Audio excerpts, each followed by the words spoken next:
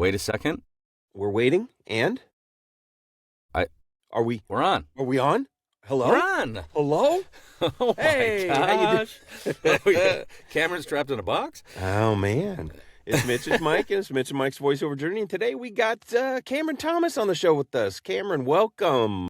Welcome. Thank you for having me. I appreciate it. Thanks. I was very worried that you were just going to nod your head there, and I'm like, this is a podcast. There's audio involved, and we do need to speak. Then if I now he's nod, winking. then I'll hit my head on the microphone, and it's I do That's that okay. a lot, actually. We have it done worse. But yeah, this is show 2 of season 3, and we're happy to have you. And so, Mitch, why don't you tell us a little bit about how you got to know Mr. Thomas here? Mr. Thomas, do you go by Cam or Cameron? either one.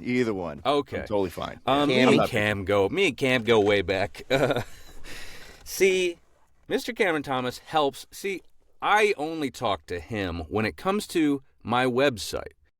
He works for VO websites. I don't Voice even know actor the website. websites. Yeah. Voice actor websites. It's very straightforward. Yep. I was recommended by GVAA to go to them, and guess what? Easy peasy, you guys.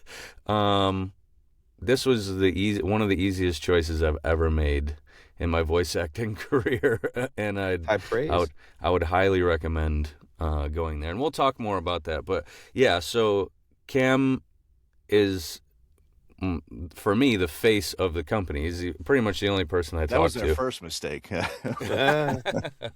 He's cute. He's cute if you're not watching. But yeah, so he's always helpful. He's emailing me back right away, and I know he's a voice actor. So this is the voiceover journey. Let's talk to Cameron Thomas. Yeah. That's a weird intro. That's the best weird intro I got for you. Totally works. Yeah. Okay. Totally works. Yeah, Mike generally likes to really dig, Yeah. We want those weird, juicy nuggets of the past. This is where, and it might be before Mitch's time, but this is where I get those Roy Firestone moments, and I try to make you cry. No. We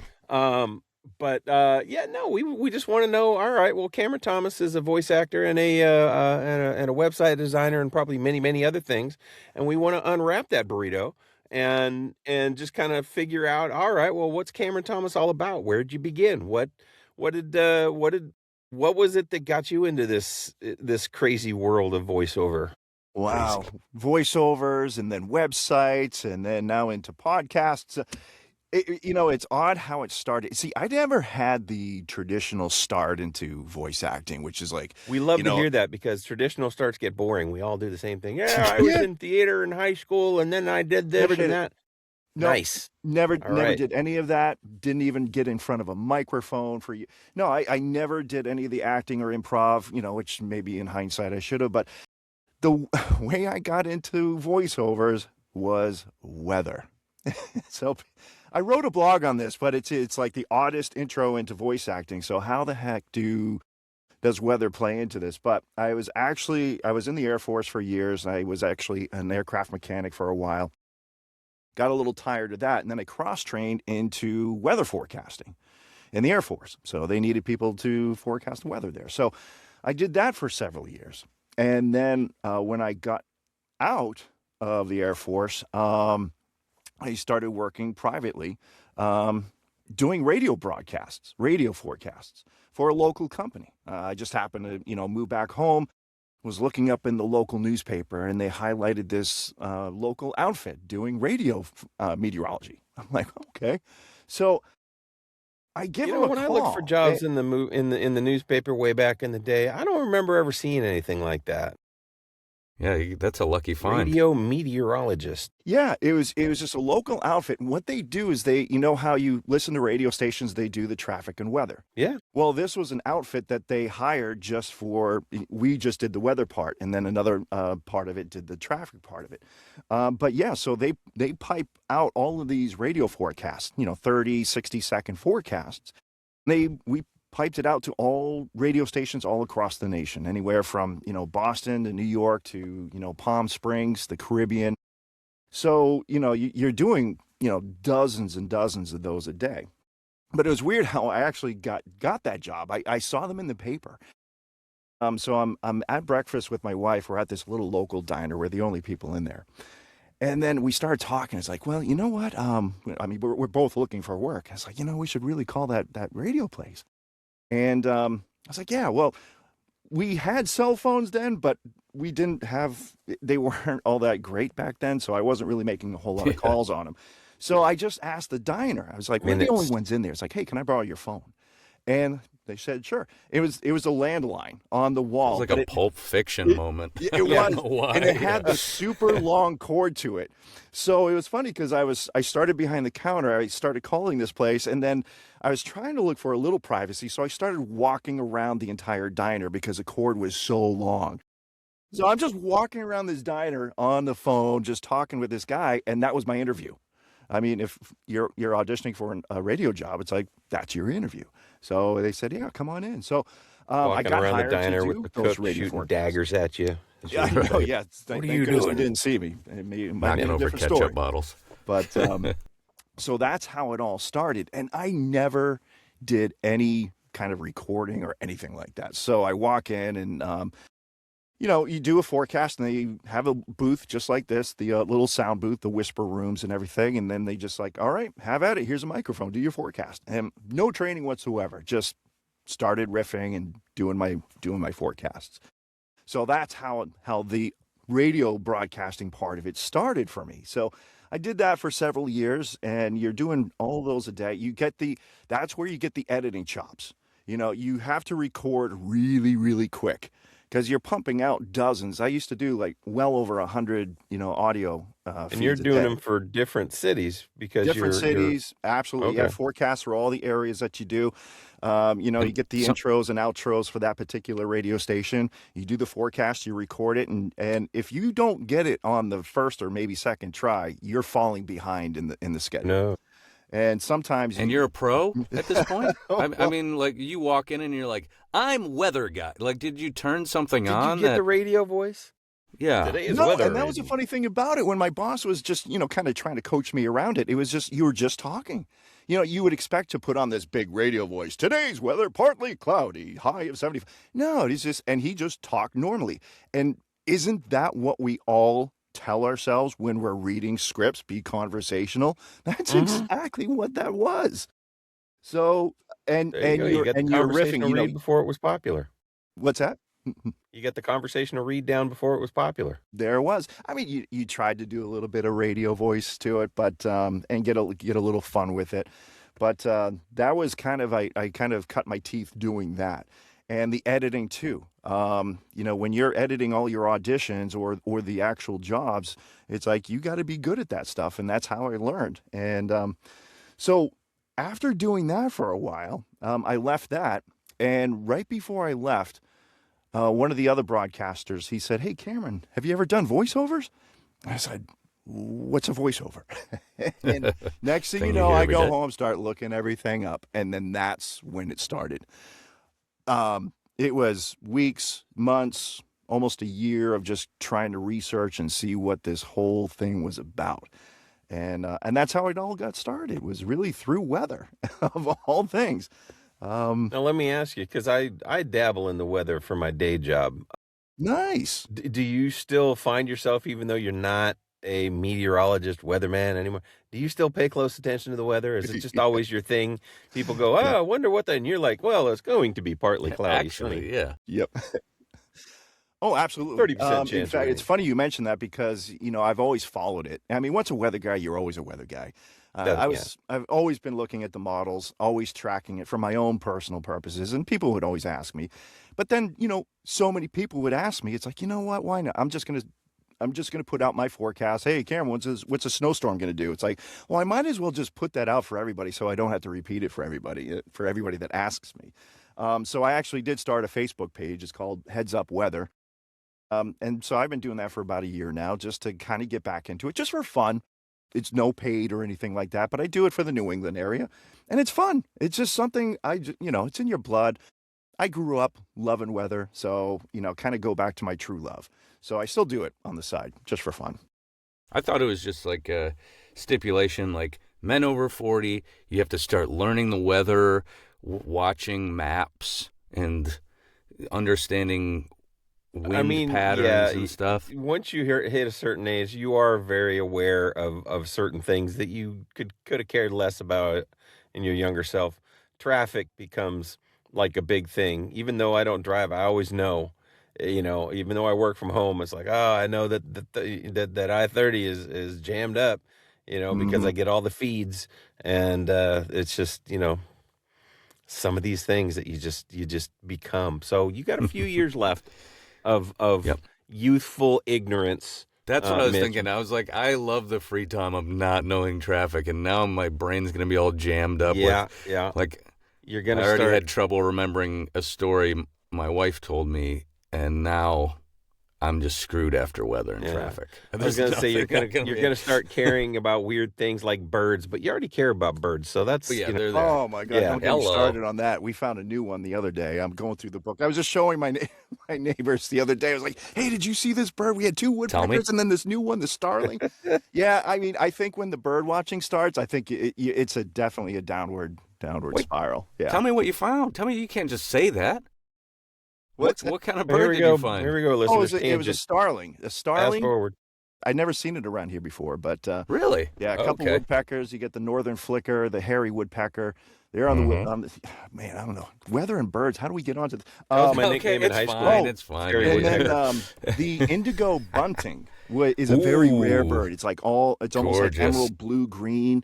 It's a really cool one. I was trying to take a picture and I posted on the town Facebook page. I'm like, oh my God! Yeah, I think I am. There you go, I am Mike. becoming my parents. The town Facebook page. Bunting. There you go. Yeah, that neighborhood page or whatever. I'm so glad to finally have a birder on the podcast. It's always fucking sports or something stupid. Now we finally got the birds. Heck yeah! Okay. Looking out the kitchen window, it's like, ooh, what's that one? Yeah, I don't know, it's fun. It's fun. Okay, so it's year 2000. You didn't tell us the year, actually. When did this transition That's happen? all we can figure out. Yeah, you're pretty close. So, so the journey started there, and then you just start to learn. Well, actually, there are some forums, and I learned a lot from the forums. You start off, getting on the Voices or the Voice 123, but Voice 123 actually had a really good forum years ago, and I met a lot of people who I'm still in touch with today. And I met a lot of people through that forum, but I learned a lot. There are also a couple other forums that are still out there today that I actually send people to. It's like, if you are just getting started, here are a couple of forums you need to check out because they will explain quite a bit. But that's where I learned. You're pinging stuff off of the experienced people. And I did everything wrong right off the bat. Wrong. Like trying to produce your own demos. I mean, come on. What was I thinking? You don't do that sort of thing. But you make those mistakes and you learn from them and you just kind of build up from there. And then I even started like a little basic website then, did some actual demos after a while. And then you just start, and I'll be honest, I mean, Voice 123 worked for what I needed at the time. And you start building a clientele. And I've actually kept some clients since then, 15, almost 20 years. So it's actually worked out pretty good. Nice. Yeah. But yeah, that's where they're all at. I'm like, where are these clients at? You're still holding on. Can you let go, bud? Can some of these new guys get some juicy? Well, that's the thing. Voice, like the pay to play sites, there's only so many. But I didn't know anything about the direct marketing aspect to it. You'd read a little bit about it. People would talk about it, but I didn't have my mind wrapped around it all that well back then. I still don't now, but I know a little bit more about it. But it wasn't even on my radar screen, to use a weather term, back then. I didn't, you like meet people in person or go to a business and you mention voiceovers and okay, you would get some, generate some conversation. And I actually did get, through my son's local Cub Scout pack. There's a guy that worked for a company, online antivirus company. And they actually needed some videos. So you really never know who you're going to meet. That could be a potential client. So that was through my son's Cub Scout pack. So, but yeah, the direct marketing is really, I mean, that's like 80% of the job. Isn't that what they say? Marketing is 80 to 90%, and the rest is actually recording. So Yeah, that's what they say. Yeah. So at this point, you just completely quit the weather reporting, or that was like a quick, like, okay, I'm out of here. I'm a voice actor now. Yeah, it was actually it was for childcare actually. Yeah, we were kind of trying to balance, who was staying home with the kids, and that was actually a very tough decision to leave the weather job at that point. So it was just a matter of like leaving that and then trying to fill the gap. So that's kind of how That was that before started. the ability of you could do that job from home now. Oh yeah, Whereas back then, not so yeah. much. Yeah, this place you needed to be there. Because we were still using ISDNs, and they still may be using it, but that's being phased out. But we actually needed to be in the studio, and my boss actually asked me, he's like, okay, well, if you're able to record at home, could you still do some part-time stuff? But then you're at the whim of radio stations that need, they need like 5 weather hits during rush hour traffic or something like that. And you have to be to the second, and you have to be available. So if any severe weather pops up, you have to be available to them to update anything. And, you're still tethered to the radio stations at that point. And I'm like, I just decided to make just a clean break from that. But yeah. So at this point then, I mean, did you transition into doing voiceover full time, or did that have to grow? It had to grow. Absolutely. Yeah. I did work for a local college here for several years. So, yeah, there were some downtimes too. So, off and on for several years. But then after leaving that college job, and then it was full time. So that I could really just devote and dedicate all that time to just marketing and doing that. So, then the website part comes into play. So, Joe Davis and Karen Barth, the top 2 people of Voice Actor websites, some of my friends, I would see their websites, and I saw Voice Actor websites at the bottom of them. Like, okay, those are really nice. And so I did notice their work. And then one day they were looking for some help to help out with some project management, and I just got in touch with them. And then next thing you know, that comes into play. And then you get to meet everybody in the voiceover industry, like Mitch and all sorts of other people. So that helped fill a gap as well. You can name drop. Who's some other people maybe that you built a website for? It shouldn't be any. Well, we post voice actor websites at the bottom of our sites anyway, so it's and we shall also anything. Post voice actor websites at the bottom of our post when we socialize this on the social medias and stuff. So don't worry, we're going to advertise for you. We're going to advertise for what you do. So all that to say, you can surely drop some names. Drop some names if you want to. The first one I saw, in fact, I used when I was at WovoCon, I did a little session on websites, and the first one that I saw was Karen O'Brien. She lives out in Portland, Oregon, and I went to high school with her. And she had the drama chops and everything. So she was in the drama club, and she was a great actor, still is. And I saw on her site, I'm like, oh, wow, that was a really cool. I saw her branding at the time. And that was really kind of caught my eye when it came to a website. But I've worked with all sorts of people. I mean, George Washington III, he's the president of worldvoices.org, and I'm a board member. Got to work with him. Mitch, oh, my God. There's so many now, I can't even remember everybody. Yeah. I mean, I always check. And if they look even remotely like because there's I was on a tier where you get a template, right? Right? You could pick from several templates. I chose this one. And then, you can pick X, Y, Z. It's, it's just so easy. I tried to make my own frickin' website, dude. Ugh. I think I had like an anxiety attack trying to use many Squarespace. Do. Yeah, they try on Wix or Squarespace, and they're like, that's it. I'm done. I just need somebody to do this for me. And we do have some DIY options out there. We did roll those out about a year or 2 ago, and we're kind of revamping that even more. But as far as the templates, and it doesn't have to be overly complicated. There is that conundrum that people want it, like, I want to throw all the bells and whistles at it. I want things to twirl and fireworks and everything, and I want it really flashy and everything. It's like, okay, that's cool and all. But when you want like a really professional, clean voiceover site that agents and casting directors can go to. And really, what they want to do is hear you and hire you. Those are the two things that agents want to do. Mm-hmm. They don't want to click around. They don't want to scroll. They want to just listen to you, get your contact information, download your demo to review later. And then for the casual viewer, you can put some additional things out there. You can put like some videos and your client testimonials and things like that. But if you're really piling stuff into a website, first off, it gets a little too complicated. Maybe computers can't handle all the razzle dazzle of all the, animations and everything like that. Cool and all, but there's a trade-off. The more stuff you pack into a website, the slower it takes to load up. Mm-hmm. And when it comes to search engines, they like the clean, simple sites that have a lot of text for SEO, search engine optimization, but they don't like all the razzle and dazzle. If it takes too long to load, that your site starts to rank lower than others. So there's always a trade-off with websites, and I've learned that from Joe Davis and Karen Barth at Voice Actor Websites, the founders. And it doesn't have to be overly complicated.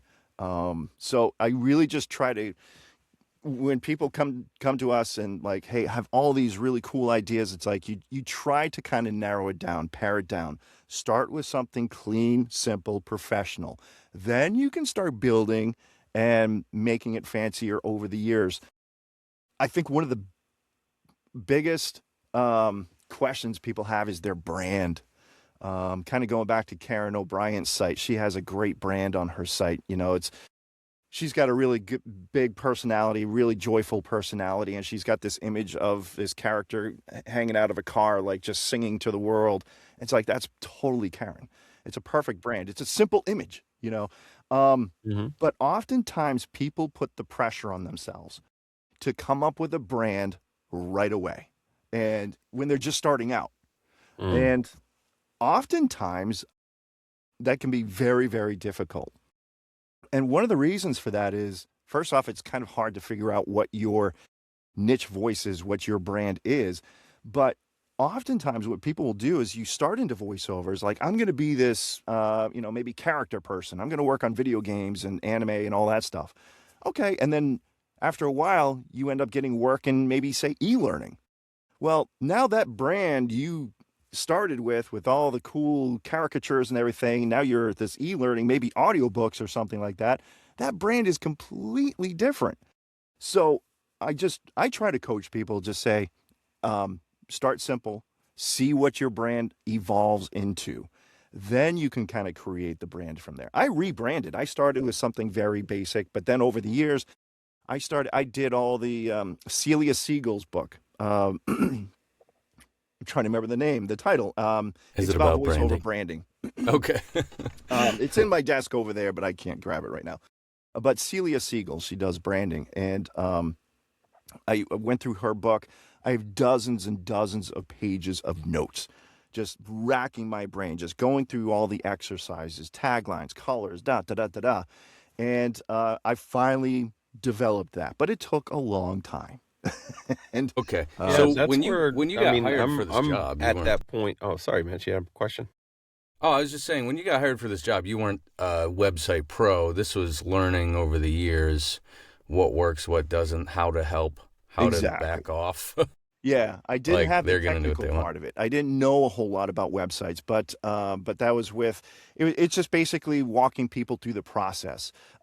We have designers that do the design work, but I'm the project manager. I help facilitate everything, guide people through the process. So you learn the technical stuff after a while, and boy, have I got notes on all that. So I have learned a thing or two from Joe Davis and Karen Barth, and so I don't know everything, but I know a little to coach people through those sticking points that they come up with. Okay, do I do a headshot? Maybe not a headshot. Do I do a caricature? What kind of font should I use? Do I do these colors? And you do coach to their brand. And we're honest. Sometimes people will have this idea for a brand, and it doesn't match their voice or their demo. And we'll be honest, it's like, hey, we really think this is not a good fit. Maybe we should try these different directions or whatever. But oftentimes we land on something that really works. But again, brands evolve over time. I changed mine over the years. But Well, the and that's what technical I was side of going to it say is, I've learned a lot on that. yeah, I'm at that point where I'm ready to rebrand. I, Yeah. came in green and got advice and had a fun little tagline, but it just I don't feel like it's just very generic, and I need to find something that's a little more me. Um, but and I also had my I was like, okay, well, how much money can I spend?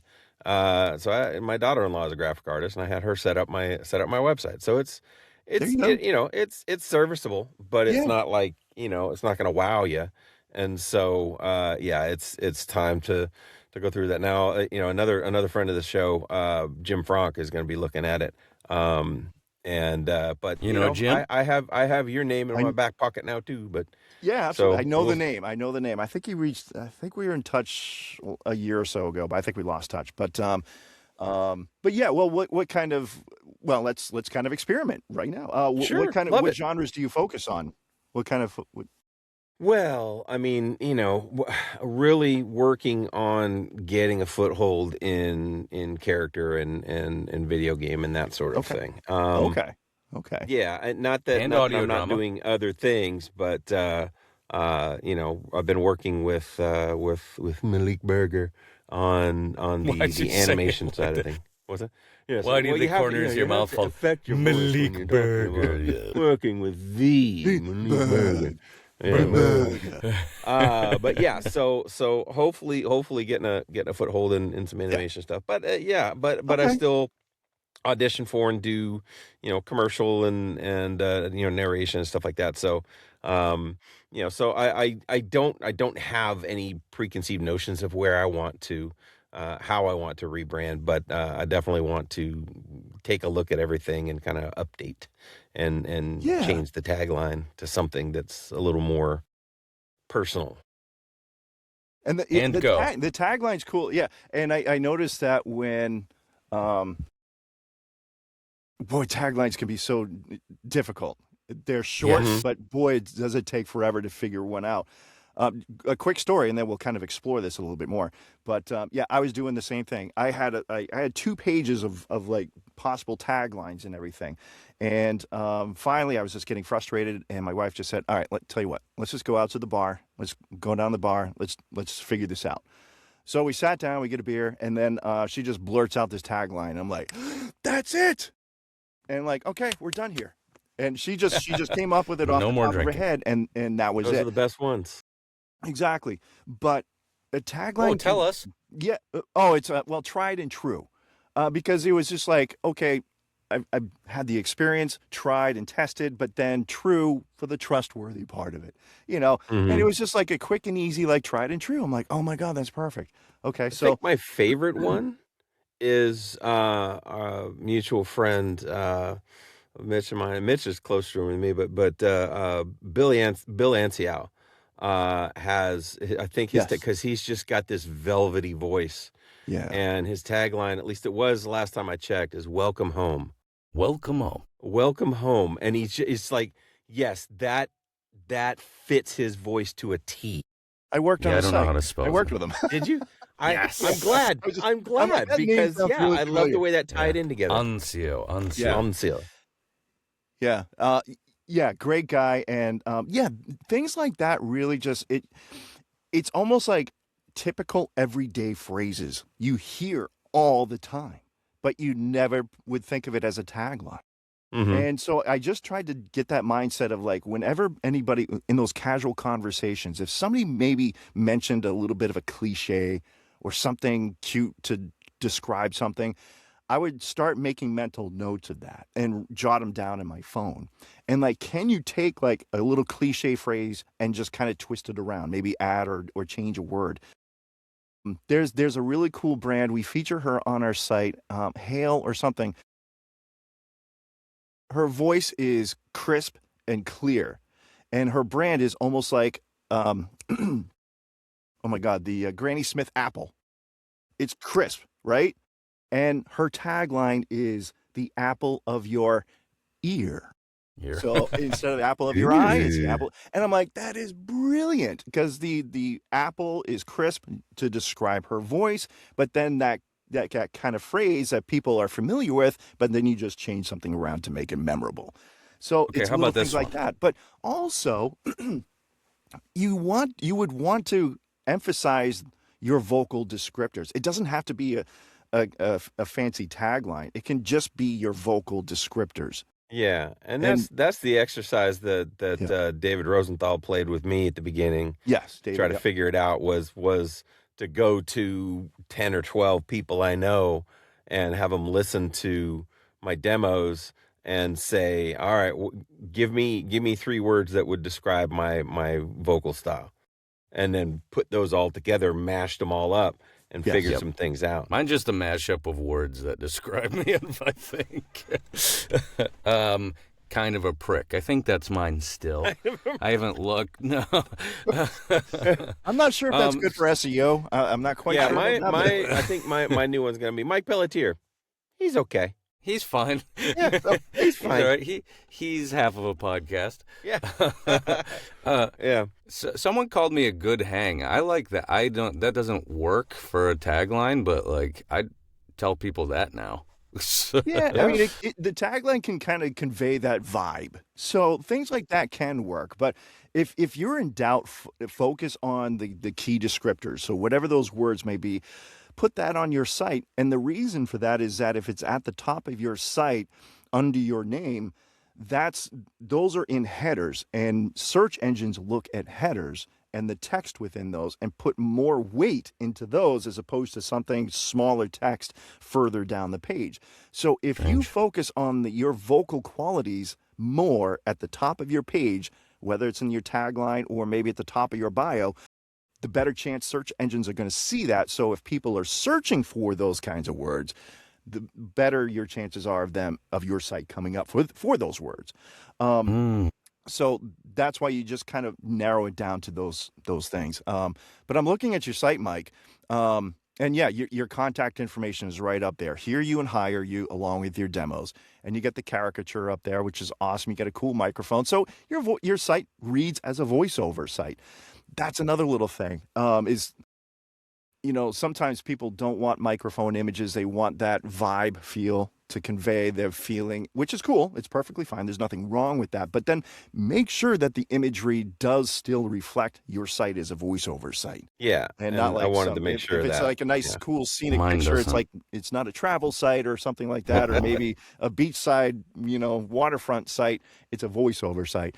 I like Mitch's though, because it's pretty cool. If it's the same one, Mitch is like, he's got a little over the shoulder thing going. I got no over the shoulder garbage, dude. Yeah, I'm sitting on something. I'm not over the shoulder. I'm not showing off my. It was over the shoulder. But see, that works. So conflating. When in doubt, it's like if you can't have a cool caricature or a microphone image or something like that, you know what? An image of yourself totally works. There's the debate: do I use an image of myself or not? There's no right or wrong answer. Well, and that's the advice I got. Is like I had the logo, and then the picture is a little lower. Yeah. On the site with the bio, which probably needs to be updated by now. But see what I've done. I'm trying to get not just bird imagery, which of course. I'm so glad you didn't talk me out of that, Cam. But you didn't go like, why the bird? You just let it happen. But like, the more people look at crows and think of me, those mofos are everywhere, especially in LA. You know what I'm saying? Okay. Every time you see a crow, you think of me. That's the angle. But it wasn't my angle at first, but that's your car, and then you can't stand them. Crows actually are known not to poop. They just don't at all. That just I don't know, man. I remember one day years ago here in Texas, we got invaded by crows, and I came out of Walmart, and my car was covered in turds. Those were geese or starlings or something. No, they were crows. People blame the crows. Well, the crows are probably doing it, but then they pass the blame on to is that guy over there? Is that bird? Yeah. It's that flock over there. It's the woodpecker. But the thing is about yours, Mitch, is like the bird logo is not super prominent. It's part of your name. But I like the image of you. And I always say, me personally, I love seeing images of people. It's more personable, but that's me. I enjoy seeing that. But then you do have the point of the argument where it's like, well, are people going to already think of what your voice sounds like just by looking at you? Is that human nature? Yeah, probably. But me personally, I love seeing it, and I think that's a great photo of you because you're kind of casual, you are chill, good-looking guy. You're a good hang, you got the flannel shirt going on, you're chilling. See, out that's there. what I think. If you're going for that good hang thing, I think you need to retake a picture of yourself, sitting in your garage on a lawn chair with a near beer, and with with your shorts are a little too short, and you got a t-shirt on, you're just like. I'll take that shot, and we'll just see. We'll just get Cameron's opinion on that also. There you go. Yeah, I'll put it on your site. I don't mind taking delete it right away. Yeah. It'll be blank. Yeah. I was thinking for my side as I'm looking at this rebranding thing. I love this, by the way. I mean, we've got your story, and we're also like getting a little practical knowledge, and when we're getting this is fun. We're getting critiqued, so that's kind of cool. Something popped into my head. All right. And I'm thinking like the tagline, because again, I'm trying to be more in animation, and I do acting first, but I do a lot of voices. So what do you think about Mike Pelletier, your vocal chameleon?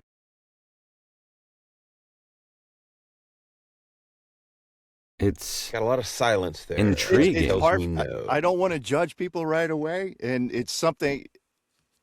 It's a much deeper dive. I'm just trying to, off the top of my head, I'm just trying to remember if other people have tried that as well. And it's like, because there are often very common angles to a tagline and people's personality, trustworthy, relatable, guy next door. It's like, and I vaguely remember hearing something to that effect years ago.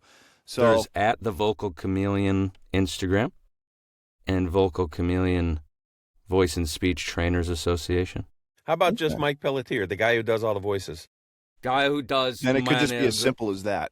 It could many just be colors as simple of as that. voices. Yeah. Yep. That's honestly, weird I mean, eyes. if you look at the bio, I mean, that's one of the things I say. One of the things that kind of prompted me to push is that I was a dungeon master for D&D, and I was the DM who does all the voices. And you should voice act.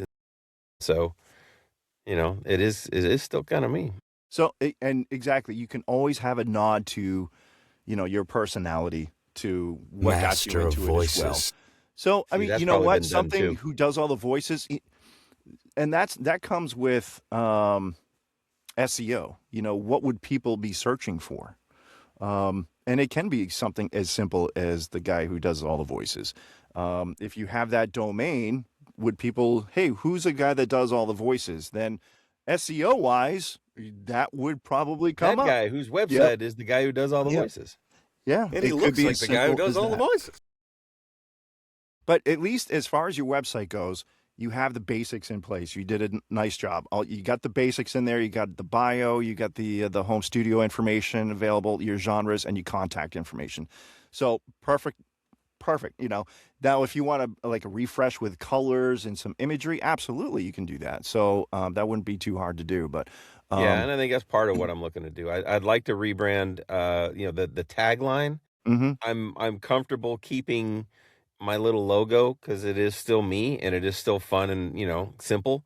But I think redo the tagline and maybe rethink some of the color palette and the layout and stuff. And so that's where I'm gonna get that. I like your color palette. That little tune up that hopefully Jim is gonna do for me. And as long if it doesn't need to be completely overhauled, that's a good thing.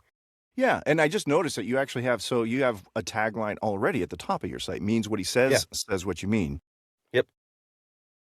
That's cool. Right? That's why I picked it.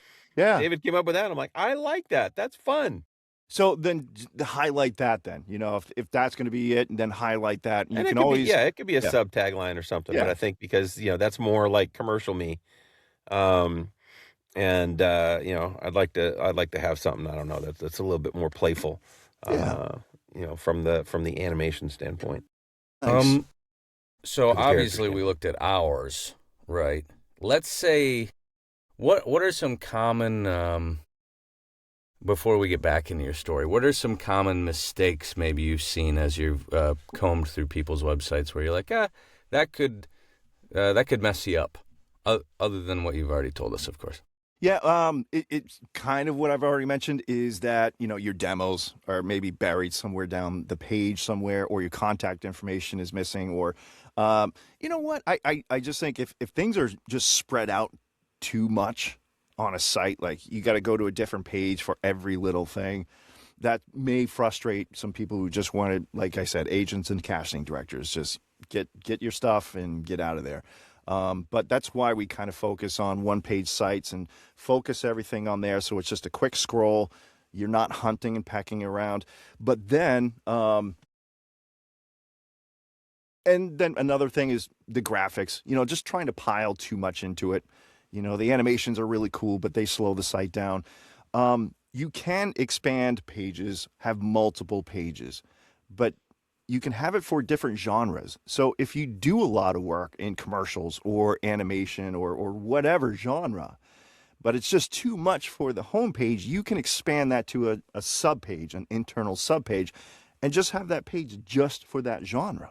Then you can elaborate on all the work you've done in that. You can put more audio, you can put the videos, you can put more text.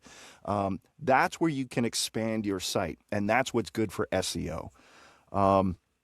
But I think the biggest thing is just SEO. The biggest question comes up. Yeah. It's like, another thing I have to learn about? Yeah.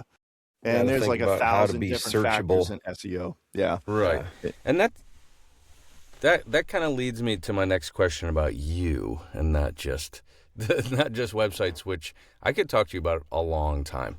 Yeah. But now that you seem to get into something, and then you're just like, yes, this is what I'm doing, right? Or this is what I'm going to go down this path and learn everything about it over the years, I don't know how long it took you to really dig deep into websites, but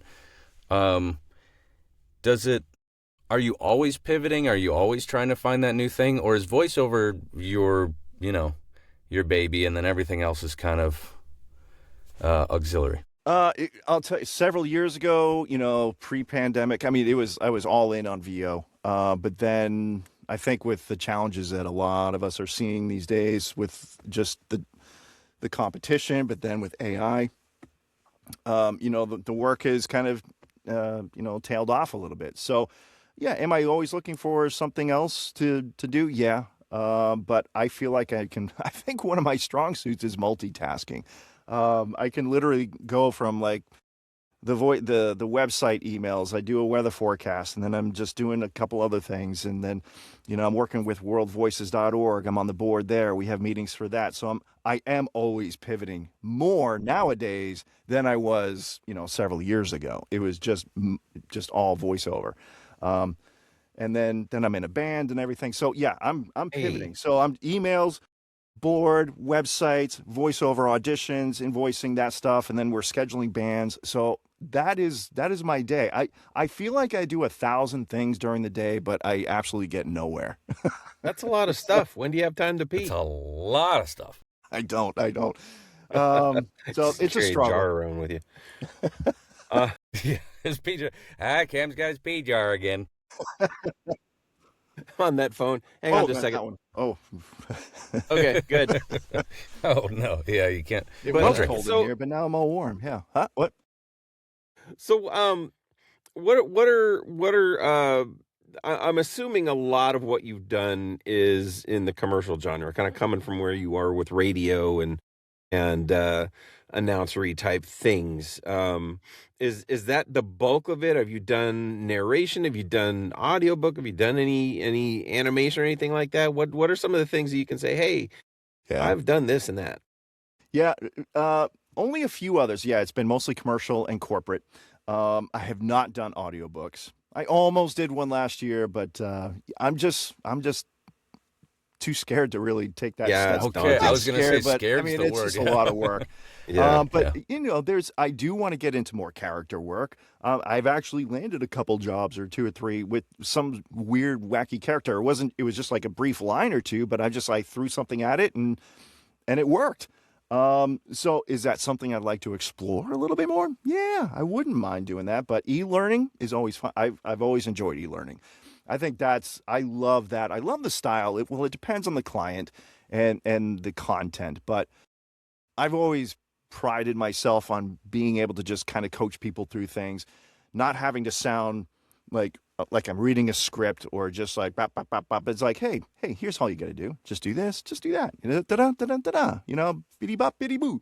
And I tried to take that style into e-learning where you don't make it sound so stressful, so scripted, so strict and I don't know, robotic. It's just make it casual, make it fun, just like you're talking with somebody, just like you want to do for commercials, but it's just for more longer form. And e-learning, I love doing that. Yeah. Good on you. Yeah, I try. Not everybody loves it. No. Yeah. Somebody's got to love it. That's gonna be you. Yeah, that's the thing. Yeah, if you could, if those of us that I mean, hey, let's be honest. If I found an e-learning audition and I threw my hat in and got the job, I'd be tickled pink. I haven't gotten an e-learning job yet, but I have auditioned for a few when they've come up. So okay. Some are hard, some are easier, some content's interesting, some is it's dry. Is it you talked about content. Is it easier for you when you really enjoy what you're reading? Because I found that in auditioning for him, it's like, okay, well, this is it's some kind of learning module about a rock, and I'm like, meh, meh, meh, meh, meh, meh, meh. But if it's something that is, wow, that's really cool, that kind of comes out in my voice when I'm reading it. Yeah, and it all depends on how it's written too. I mean, a lot of times they do script it to where it's like it's like somebody is kind of asking you, like, hey, would you do this way or would you do it this way? I mean, put yourself in a situational awareness sort of thing, and whatever the topic is, and it is written that way, at least for some of the jobs I've done, and so I enjoy that part of it. But then it does come down to the content. Some of it was on the medical side. And yeah, there were some terms that kind of threw me for a loop, but it actually just told the story the other day with a friend of mine. It had to do with catheters. So if we want to get into like a little cringy topic, it was catheters. And there was a word, catheterization. And I did the script and I did it, catheterization. But the client said, no, I think you're throwing in a different R in there. It's like, no, I'm just saying it really quick, because I don't want to dwell on that. It's not a word I want to dwell on. I just want to get it done. Yeah, let's think our get the idea onto the next. Catheterization. So just want to get it done. But we still couldn't quite, on email, we couldn't quite figure out what the hang up was. So I actually got on the phone with the producer and like, okay, we're going back and forth. All right, catheterization. No, catheterization. We're going back and forth saying this word dozens of times, and then we just realize what the hell we're doing to each other, and we just bust out laughing. We're like, blah, we're talking about catheters, and it's just like, it was such an awkward topic, but it was just one of those things. But yeah, I just had to slow it down. Catheterization. So if anybody's going to take anything away from this podcast, at least they will know how to say catheterization. There's the soundbite, Mitch. Clip it. Yep, there it is. Catheter rosation. That's gonna get hits. Boy, SEO's gonna pick up on that one. Heck yeah, everyone's gonna be typing that, and yes. I'm gonna hashtag That's it what too. We're naming the episode. We're not gonna say guest Catherine or Cameron Thomas. We're gonna say Mitch and Mike's VO journey, catheterization. Yeah. The end. And then when the SROs, when people are Googling about catheters, they're going to come up with us in this episode. He doesn't even know. It's going to be perfect. Yeah, don't book that Cameron guy on any other podcast. Just avoid it all costs. I've had some similar hiccups there where maybe some words that were said I had to look up because I watched their videos and they said it one way, and then I read the phonetic way that they sent it to me, and that was different. And I'm like, we're not on the same. I don't want to do this 1,000 times. So can we nail these words down real quick? Yeah. I'll try to look them up. And clear that up right off the bat. Especially if it's the name of the company. This I had would be a somebody good point. I was talking to recently who they did an audition for a company that was basically initials. It wasn't a word, but it was pronounced as a word. And so they were going, and when you book with ABCD, and in fact, they got contacted. What are you, an idiot? It's Abcada. Abcada. It's not ABCD. It's Abcada. Oh, well, thanks for making that, evident. But you got to research that. You got to look that up and figure it out. You have to do that. Yeah, I think when I in lost doubt, a job just that way too. a quick email or a quick question, just clear it up. But yeah, when it comes to the medical stuff, Debbie Irwin is the master at the medical. So if you're ever curious on trying to do medical narrations, I mean, hit her up. She coaches That's too. Paul Vinger's buddy. Oh yeah, Paul. Yeah, Paul. I know Paul. Great guy. Everybody knows Paul. Yeah, there's a name we got to get Hopefully on. he's Paul listening. Vinger. Why have we never asked Paul? We're gonna have Paul Vinger on here. Yeah, let's get Paul on. Let's get Paul. But I did like Paul, speaking. if you're listening, hey Paul, how you doing? Hi. The last bit here will be about Paul. Nice. I think that's how I know everybody. It's like I worked on their site. So now the names are coming up. You guys are mentioning. It's like, oh yeah, I did work on their site. But yeah, that's going back to the company name. I actually did ski reporting on the radio too. So one of the sponsors was UGG. UGG boots, UGG boots. Yep, UGG boots. But I read it. Oh, this is being brought to you by UGG boots, and like radio call up like that's UGG. It reminds me of I mean, it wasn't a product name, but WKRP in Cincinnati, Les Nessman. Yeah, he was talking about the golfer Chichi Rodriguez, and he said Chai Rodriguez. Wow, and Howard Hessman covered the microphone, and he's like, Chichi Rodriguez. Oh, and Les Nessman looked at him and went, Mr. Rodriguez. And it was so funny. That was a total highlighted butcher. The mispronunciation. Oh that sounds purposeful. That's hilarious. You got love every part of that name wrong. Wow. Yeah. Rodriguez. Chai Rodriguez. Yeah. Hey, if you're going to butcher it, go all in. Yeah. I mean, yeah. Why stop at just one syllable? Get them all done. Yeah. So Cameron, you've done the, you came from weatherman to voiceover to now you're like Captain Website and all of that. And that's really cool. And you mentioned like you want to do more animation stuff. Is there what's next? What's next on the agenda for Cameron Thomas? What's like that? Okay, what does 2026 look like, or you hope that it looks like? And then even beyond that, I mean, take yourself into, all right, if my dreams all come true, this is what's going to happen. Yeah, actually, after we went to WovoCon, the conference back in October, you get the energy back. It's just a total revitalization, re-energizing of what you're going to be doing for the upcoming year. So that my goal was you always have to coach, and I have to remind myself about that. You just can't just do a few coaching sessions and then, okay, that's it. You really have to keep that consistent to some degree. And I needed to remind myself on that. So, continue some sort of coaching and probably do another demo or two. But along those demos, I would like to try maybe some character work or I think we'll just keep it at the character work for now. Just explore that, just have some fun with it.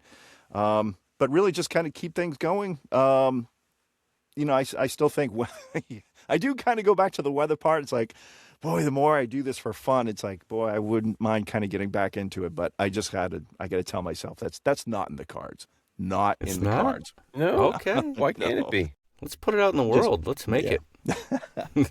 But no, I think it was just, do some demos, keep the coaching consistent, keep that going. And do you guys continue to work with coaches or how does that look for you guys? Yeah. I don't I mean, I work in workshops if I do. Oh yeah. That's and perfect. That's where, that's where, we met in GVAA and did all the workshops there. I'm doing an intensive thing right now with Malik Berger, and then I don't know after that what it's going to look like. And as with a lot of people, it's going to depend on, okay, now I'm at a certain point. I really need to, you got to make money to spend money, right? And so I need to get to that point where I feel like, I do want to, do a coaching session here and there, but nothing where I'm going to put anything in real regularity, unless I really start booking a lot. So But that's the next best thing, or if it's not as good, are the workshops. I think that's perfectly fine. And that's something that was sort of on my radar screen because I'm in New Hampshire, and I realized that in our worldvoices.org, I mean, we have like 5 of us within the organization itself, actually on the board. We all like within 20 minutes of each other, basically. So we were kind of focusing on, starting these little workshop groups, some local, whether it's in Charlotte where George Washington is, us in New England. So we're trying to start those little pockets, maybe get some workshops like that going. We used to actually do that years ago when I first got into it. We did know a few people around here, and we went to a local studio, and we did a workshop. It's fun. We kind of got up with a coach that we knew at the time and did a Zoom with them in the studio. And we did some test reads and everything. So that's going back almost, probably almost 20 years. So those are fantastic. You can learn so much. And that's why we love the WovoCon at World Voices, is just that we do get together on an annual basis. And we get together with the very people that we're looking online to coach with, or who knows something about what I'm trying to learn.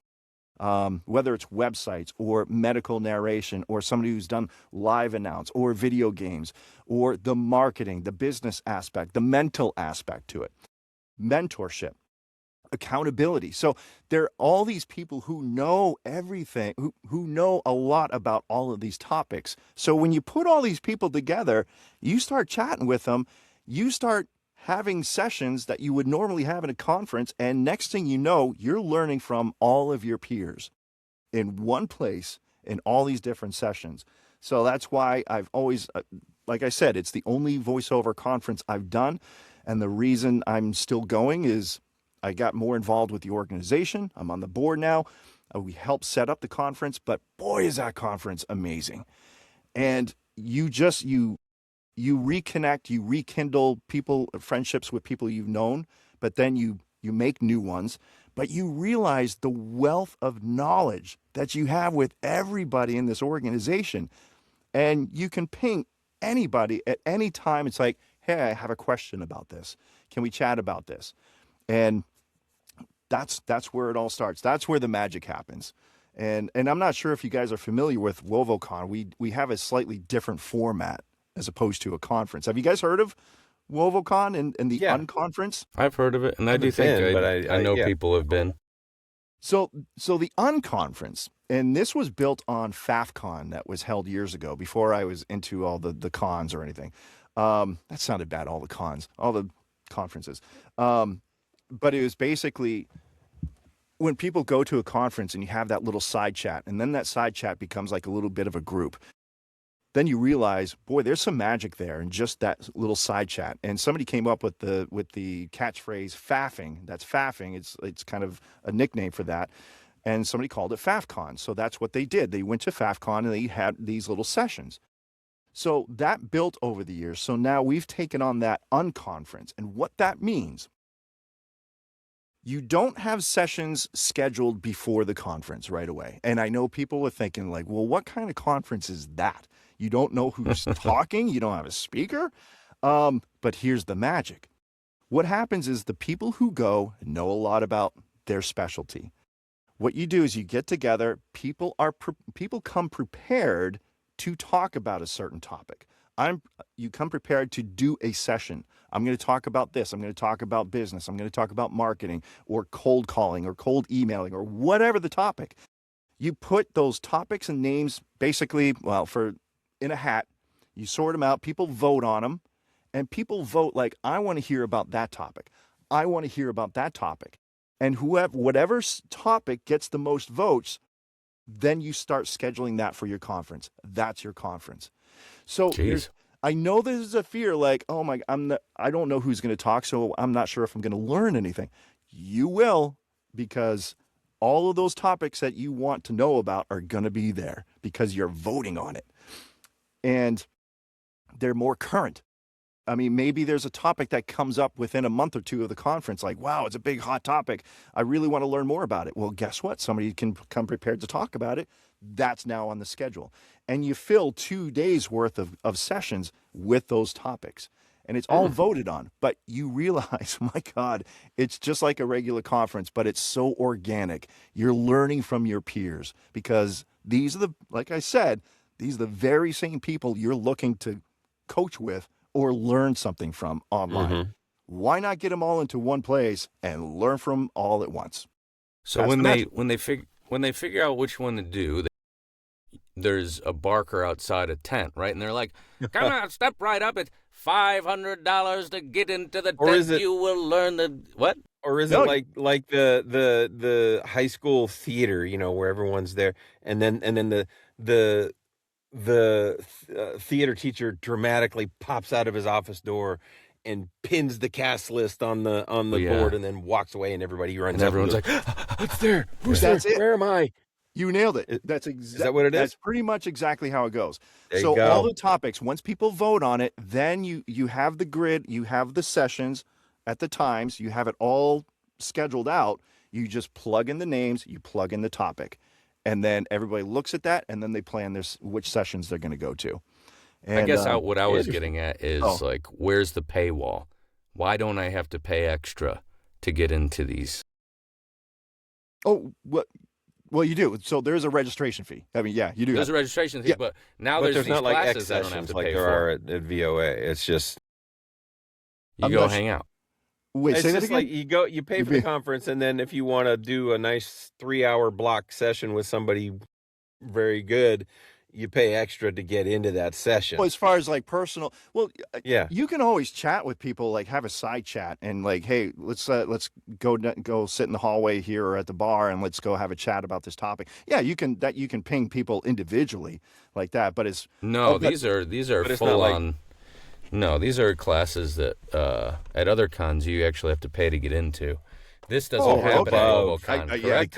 Yeah, you don't. You're so blown away by this topic that you have no idea what we're talking about, which I love. No. This is a selling point to WovoCon, by the way. Yeah. You pay the registration fee to get there. Not that we're taking away from VOA and One Voice and all of that, but the unconference. This is a different. Yeah, people love those X sessions. The last one, last year's was in New Orleans, right? Yes. Yeah. Okay. As I know, is there Dry City? Maybe Salt Lake? I don't know. Hey, Mitch, you got a little something on your neck there. You might want to. Is it scale? Grayscale? What are you talking about? No, you might want to scratch for sure, it. It might be itchy. I'm itchy to act, Mike. And you might have noticed that on my neck. That took a second. Okay, yeah. That was a long way to go to get Mike to get Mitch to say that was a toughie.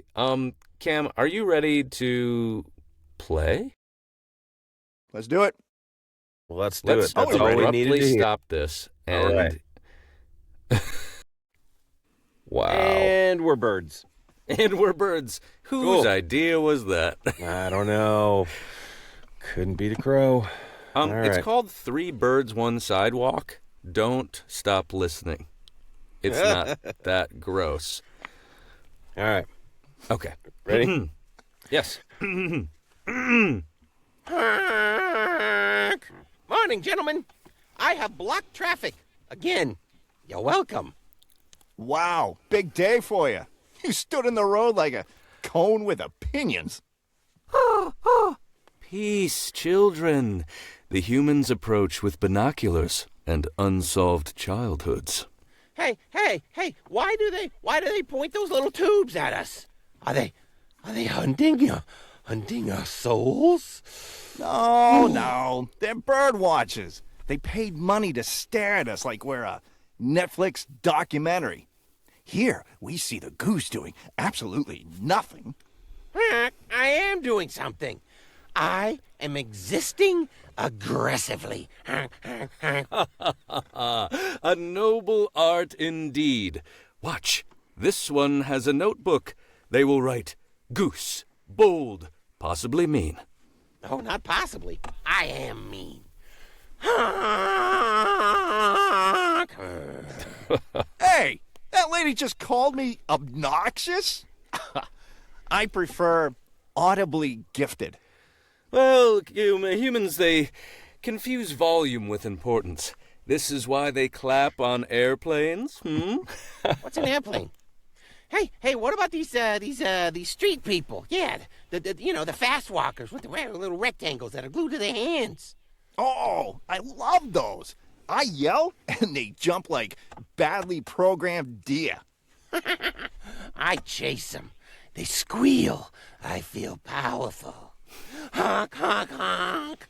Ah, yes. You have discovered fear-based leadership. Look at this guy. He's got a podcast voice, but no podcast? Mic drop.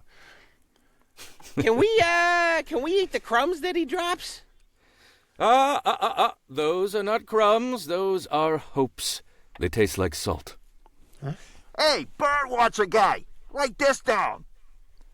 Blue Jay, stunning, loud. Definitely the main character. Yes. Oh, wait. Am I a main character? No, you are the obstacle. Honk. You know what? I accept this destiny. Crow, why are you so calm? Because I remember before sidewalks and after them. Do I still get bread? Sometimes. Then life is beautiful. Honk. Let us menace the afternoon. Honk, honk, honk, honk, honk, honk. Ow. Nice. Man, I'm so glad we got to do birds. Well, hey, Cameron, thanks for playing around with us. Yeah, that was awesome. New England accent going there. Hey, we got that New England accent. We get the Patriots playing Denver next weekend, so yeah. Perfect. By the time this airs, Denver will be in the Super Bowl, and I have no idea. I'm rooting for the NFC, whatever it is. I'm rooting for the NFC. Wait a minute, No offense, but... No. Gotta. No, this is a great idea. I love that spin at the end. So, how'd you guys come up with that? You just kind of riffing one day and put stuff in AI and. Yeah. I get it. Yeah, Mitch started playing around, and we're like, let's add that to the podcast. I gotta take the credit here. Yeah, nice. Yeah. Nice, good I take zero credit on that, but it's been fun. It just seemed like a good way to create quick content to where I didn't have to sit there and dwell, and it would just spit something stupid out for me. Yeah, and that's the thing is we readily admit the scripts are stupid, and kind of highlights. Okay, this is what you get when you plug something in and you get an AI to spit out a script in 3 seconds. But we play around with it. We make it the best we can. So, I love it. I mean, that's kind of building to now your brand. I mean, now you're building your reputation. You're going to be going to the conferences and like, hey, you guys do that little riffing thing at the end. It's like, I hope so. That's you guys. That's brilliant. Definitely. I think it's awesome. It'd be fun to do a ChatGPT at VOA. We'll see. Ooh, that'd be interesting. Yeah. Cameron, speaking again. of easiness. Go ahead. Mitch had one more thing. I was just going to end it actually. So you just say what you were going to say. Go ahead. Love you, Cameron. Good to hang with you. All right, Mitch. I appreciate it. Thank you, Cam, for making my website creation so easy. Hey. And thanks for hanging out and having a different story, Mr. Weatherman. Yes. I'll give you a weather report any day. Okay. But no, I really appreciate it, guys. What you guys got going on is incredible. So keep up the great work, and I'm honored to be a part of it. So I appreciate it, guys. End it there. Wow. End it there quick. Mike, what are you doing?